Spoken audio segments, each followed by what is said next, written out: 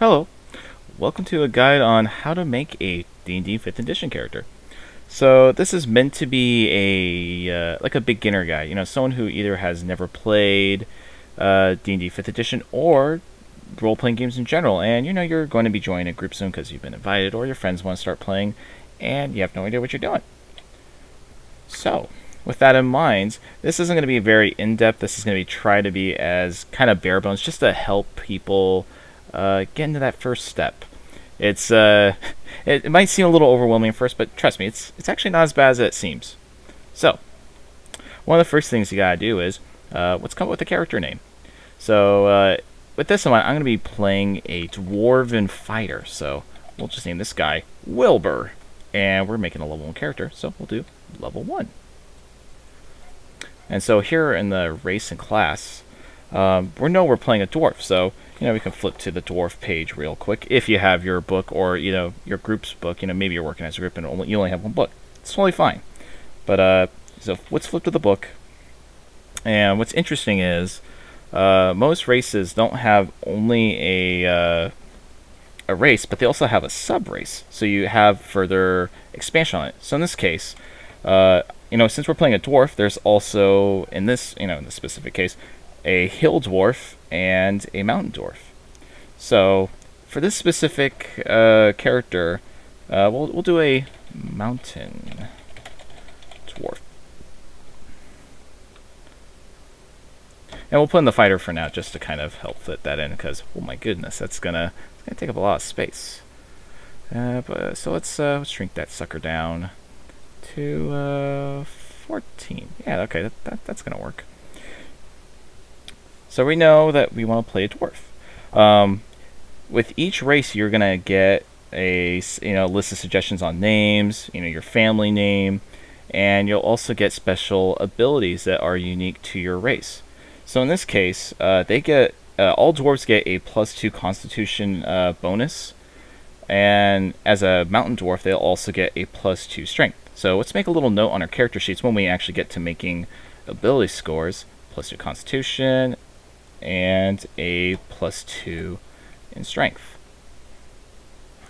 And actually, that's fine. That'll work, because we can always just erase it later on. We'll probably do that as we come up with ability scores. Also, as a dwarf, they have kind of they give you suggestions on what your alignment would be. They talk about how old you can live. And they also talk about how tall you are, how much weight you might be, what is your actual creature size. Because in this game, there's also small, medium, and large. Most creatures are medium, like humans and dwarves in this case. We don't need to worry about putting that on their sheet, because it's the expected thing. There's nothing unique about that. Most creatures start with a speed of 25, which means each turn when you decide to do a movement, you can move 30 feet. Most grids are done by a 5-foot square, so you would be able to normally move as any creature 30 feet. Dwarves, on the other hand, only start with 25 speed. We'll make a note of that on our character sheet, so we'll actually know that when it's your turn. You go, oh hey, how far can you move? Oh, I only have 25 speed. I'll move 5 squares.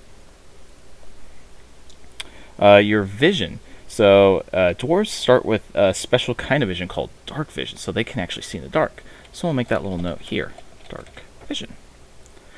So that's going to be really cool when you're going through the dark and you don't have a torch. Well, you're a dwarf. You don't need a torch. You were born in it. You will embrace it. What other cool stuff we got here? Tool proficiency. So you can choose what tools you are proficient with. So maybe when you were brought up, you worked as a blacksmith, so you can start with a proficiency in either smith tools, brewer's supplies, or mason tools. You don't need to worry about putting that really anywhere. It's something to just kind of keep in mind. If you wanted to put it in somewhere, you could put it under traits or something. You can go, oh hey, he is trained with smith tools. So there we go. Put smith tools for there. Stone cutting. So here's another cool little note. Oh, when you make an intelligence check for the origin of stonework, you are considered proficient in the history skill and add double your proficiency bonus to the check instead of your normal. So let's make a little note for stone cutting. So when this sort of situation will come up, you can always go, oh, that's right, I have that skill. And you can always, flip back to the book real quick and go, oh, that's what it does. Pretty cool. So as a mountain dwarf, not only do you have the +2 strength modifier, you are also proficient with light and medium armor. So you can put that in here if you wanted to. So we'll put light and medium armor.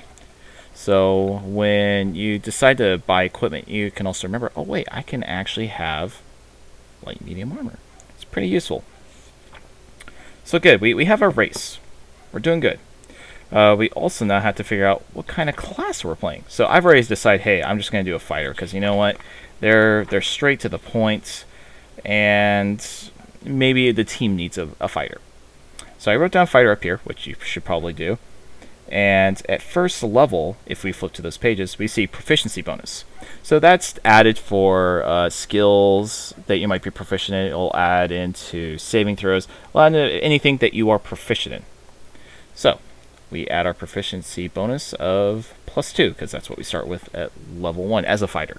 It might be different depending on the class you're playing, but that's what's important right now. So write down +2. Additional features include fighting style and second wind. So we can write down here, fighting style.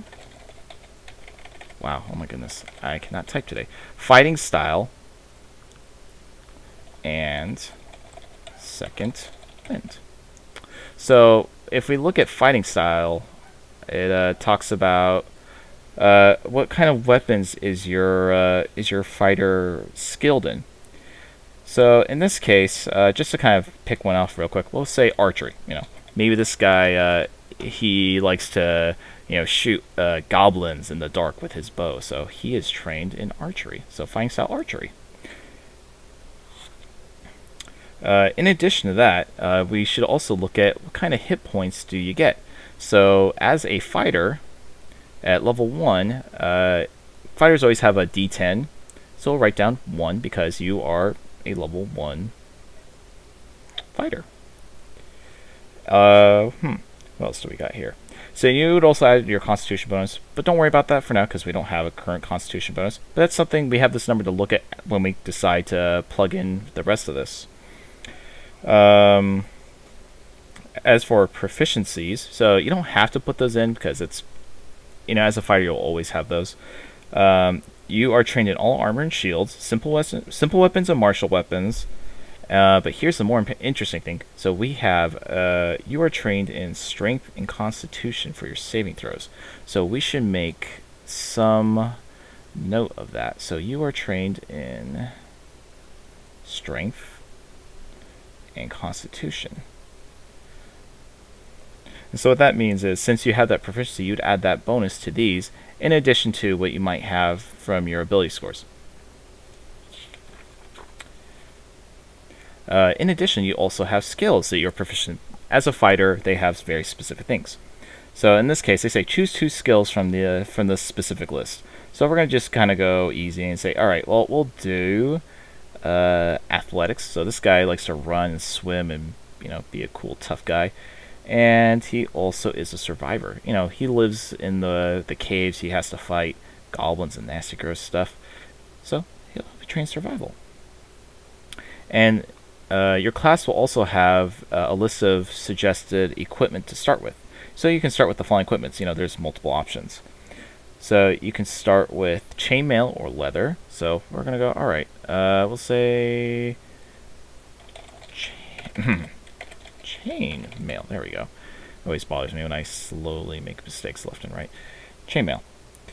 A longbow and 2 arrows. Cool. So we should also write that down too. Longbow and 20 arrows. So definitely good that we got that archery, huh? So what else do we have here? So you get a martial weapon of your choice, so we can look under equipment. In this case, we're going to say a longsword, just to kind of keep this moving. A longsword and a shield, or you can pick 2 martial weapons. So, but for this case, we're just going to do longsword and a small shield. You can also start with a a light crossbow with 20 bolts, or 2 hand axes. In this case, let's go with the 2 hand axes. We already got a ranged weapon. Two hand axes. And you can either start with a Dungeoneer's pack or an Explorer pack. If you're going to be an underground dwarf, it'd make more sense to be a Dungeoneer. So we'll have Dungeoneer's pack. Cool. We've already got some starting equipment figured out. We got a class. We're doing pretty good. So now that we have kind of this sort of stuff in mind, we can take a moment to look at how what our ability scores are going to be. So you should ask your DM in advance, hey, how are you doing ability scores? And there's typically 3 options, and they might have some unique variety to it, but nevertheless, one of the most common ways, especially, you know, it's been how it's always been back in the day, you would roll for your character stats. So in the book it suggests, hey, maybe you should do roll 6 4-sided dice, d6 in this case, and you're going to take out the lowest one each time you do a roll for that. So we'll make a little spot there to kind of just make our notes, and we can always just erase it later. So for this first roll, I have a 5, 4, a 3, and a 2. So we'll take out the 2 since it's the lowest one. So we have 5, 4, and a 3, which equals out to 12. So we got 12 so far. And we're gonna do this for each ability score. It doesn't have to be plugged in straight each down the line, but the point is that we're rolling these numbers 6 times. All right, you got a 6, a 1, a 1, and a 2. Wow, that's pretty rough. But this equals out to 9. That's actually that's a pretty bad roll. You don't want to roll ones like that. All right, a 4, a 3, a 1, and another 1. Wow, we got an 8. This character is not going to be too happy with their upbringing. I don't know how they made it this far. Oh, there we go. A 6, a 6, a 5, and a 3. So we take out the 3. So we have 12, 17. Wow. Ooh, that's pretty good stuff right there.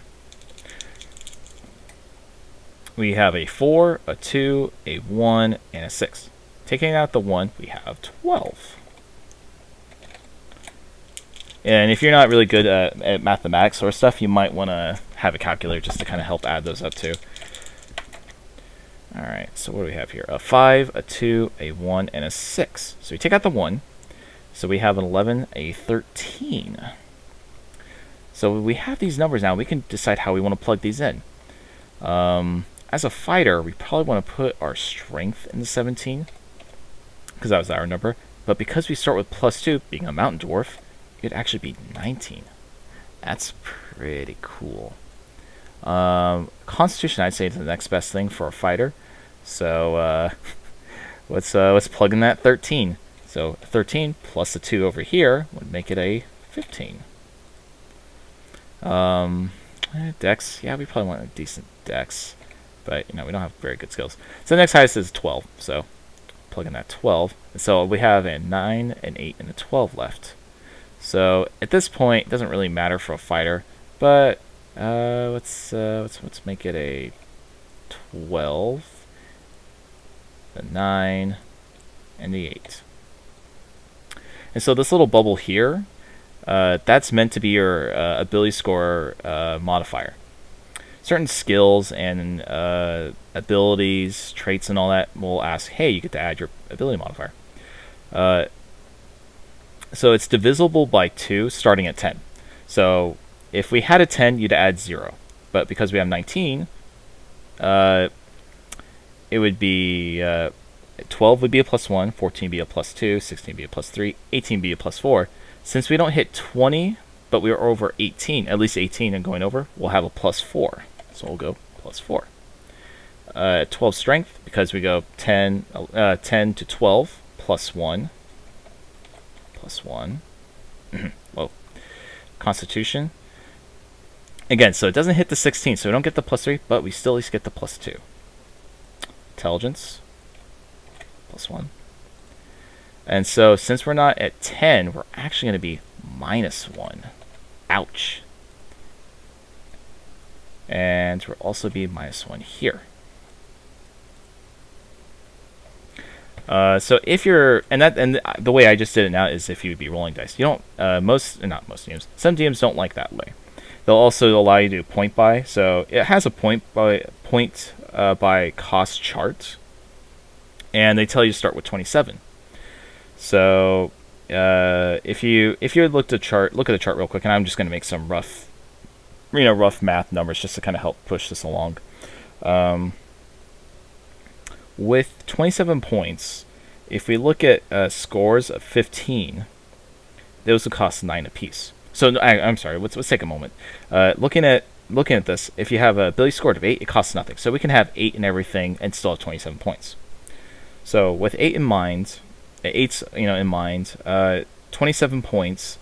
Let's put a 15 in strength, dexterity, and constitution. So that costs 9, 18, 27. So at 27 points, we'd have a 15 in your first 3 stats, and then you'd have 8 in the rest. It's a way to do it if you want to do point buy, or if your DM wants you to do point buy. There's also another system that they set up for this game called the standard set of scores. So we'll write down here. This is starting to get really crowded. It would always be 15, 14, 13, 12, 10, and 8. So this way is a little more controlled. You're not going to have such wildly fluctuating scores like a 19 and a 15 and a 12 and then a 8 and a 9. But you put your strongest score 15 and you go down the chain. It's a little more controlled. It's a nice way to kind of keep it focused. And I know that the Dungeons & Dragons League likes to do that system, but again, it's up to your DM. That's really what it comes down to.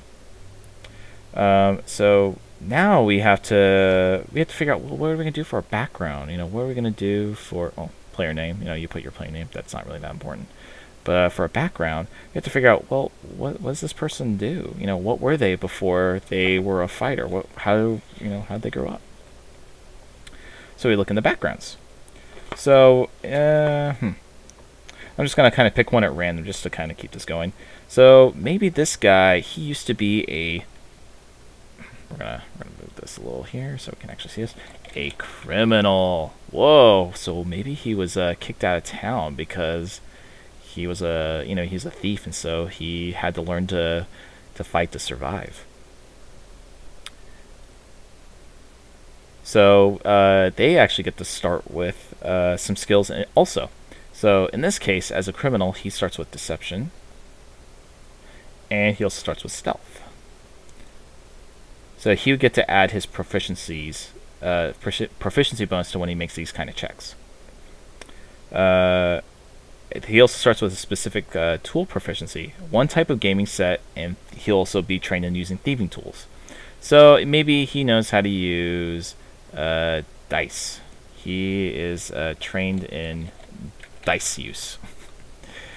In addition to, we got the equipment from our class, we also get stuff from our background. So in this case, we get a crowbar, a set of common clothes, dark common clothes, so we'll go clothes. We get a belt pouch containing 15 gold pieces. So we wouldn't put that here, we'd actually look over here at the money. So what these mean is the C stands for copper, which is the lowest form of currency. It's kind of like pennies. Silver pieces, which are kind of like dimes, 10 cents. Electrum are worth 50, so those are like the 50-cent piece. Gold is like $1, and platinum is like 10. So since we start with 15 gold pieces, we'll make a note. Oh, hey, look, our character starts with 15 gold pieces. And a further go on about your character background. If you don't want to come up with a storyline, you can actually roll down. You can roll on some of these. So it might say, oh, hey, what kind of specialist are you? So we could just pull out our D8 and roll a 5, which in this case, you're a highway robber. So he used to be a highway robber when he was hanging out around town. So we don't have to really worry about putting it on here. There's actually another sheet for that. You don't need to do you don't have to do this, but it makes it kind of fun to have that feature. You know, if you don't want to come up with your own thing, you can just roll it off and have a character kind of ready made and it's ready to go. One of the features as a criminal, you actually have a criminal contact. So what that allows you to do is when you're in towns and stuff, you know how to talk to or you know who to talk to for like local messengers, corrupt caravan masters, and seedy sailors who can help you out with your criminal activities in the network. So yeah, it goes further on with your personality trait. You know, what makes your character who they are, your ideals, your bonds. It just helps to have, if again, as I was saying, if you don't really know what your character is, you know, personality-wise, have something there. So we have that done. Oh, that's right. We totally forgot about our hit points, right? So for our hit points, we rolled a d10. You always start with your the max possible at character 1. So we'd have 10, because we rolled a d10 in this case. We'd add plus 2 because of our constitution modifier. So we have a total of 12 max HP. Your armor class is meant for, it's based on your equipment. So we had said, what type did we? We had chainmail. So let me flip to that real quick. Where is that chainmail? I want to say it's 15, maybe it's 14. But what makes this kind of easy is you don't have to worry about finding out, oh, what am I going to buy and all that. You already have it bought for you. It's kind of just plugged into your class and your background. It's a nice system. I really appreciate it for that. You know, it's watching people try to shop for the next, you know, hour is kind of aggravating. So with chainmail, it says here you start with the 16 armor class. But if you were to do a stealth check, which is here, you would have a disadvantage. So kind of ironically that this guy, you know, he might try to, sneak around, you know, in his heavy armor, but you'd hear a little clink, clink, clink, clink. Ask your DM what disadvantage means. I could go into expanding what it is, but then we're talking about how to actually play the game rather than making a character. So we know that it says AC is 16, so we'll write down 16. And at this point, we're looking actually pretty well made. So, you know, you put your name, we'll put George. You start with 0 experience points at level 1 because you're just starting out in the world. So we'll put a 0 for now. And alignment. We'll put good. Because this guy likes to run around and... Oh, actually, no, he's kind of a troublemaker, isn't he? He'll be neutral. He robs the rich, but maybe he gives it to himself. He won't rob bad. He won't rob good people. How about that? We like that. It's also a good practice to actually write in the numbers here. So since you have a proficiency bonus, well, remember +2. And since he has a +4 in strength, we'll have a +6. Dexterity he does not add the proficiency because that's not your training. So you'd only add +1 because it's based on your dexterity. Your constitution is +2. Again, you're trained in it, so +4. So on and so forth. I don't think you really need me to actually go down each of these. And so with your skills, it also says what is it based on. It's based on your dexterity. So you would add, you know, +1. All right, whatever. You know, strength +4, and since your proficiency, you'd add a +6. And really, I think it's more important to do it on the ones that you're actually proficient in, because it's a quick kind of glance to go, oh, it's dexterity. Some DMs, I've had those that go, oh, I want you to actually fill in every single little number. It's good for people who don't know how to play the game, but I kind of don't like it. With our -1 +2 proficiency, it actually add up to only just +1. And that's really about it. Passive perception, if I recall correctly, is actually 10. But maybe I'm wrong on that. I don't know. Feel free to leave me a comment and say, yo, you totally messed up on the passive perception. Maybe it's 13. I don't know. It'll be in the book. Worst case scenario, ask your DM and he'll go, oh, that one guy said 10. Right. Whatever. Not important. we should also probably fill in for our attacks and weapons what they do.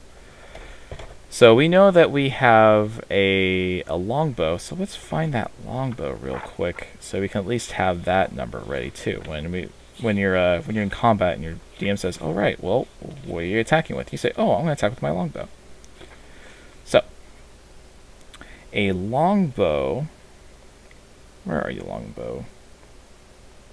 Aha, there we are. So it's going to be 1d8. There we go. 1d8. So you would roll one 8-sided die. 1d8 piercing damage. So I'll write just a P to remember that. Some creatures will have damage reduction or whatever the case. It's a type of damage. So if you play magic or whatever, this is like burn or something. It's piercing damage. It's very specific. Oh wait, well we could have wrote longbow. It's actually where we should have put this here. Longbow. Whoops. And then we'd write the 1d8 piercing attack. So what they're looking for is your proficiency bonus, since we're trained in the longbow, and your dexterity. Ranged attacks are typically based on dexterity. So in this case, you would add a +3.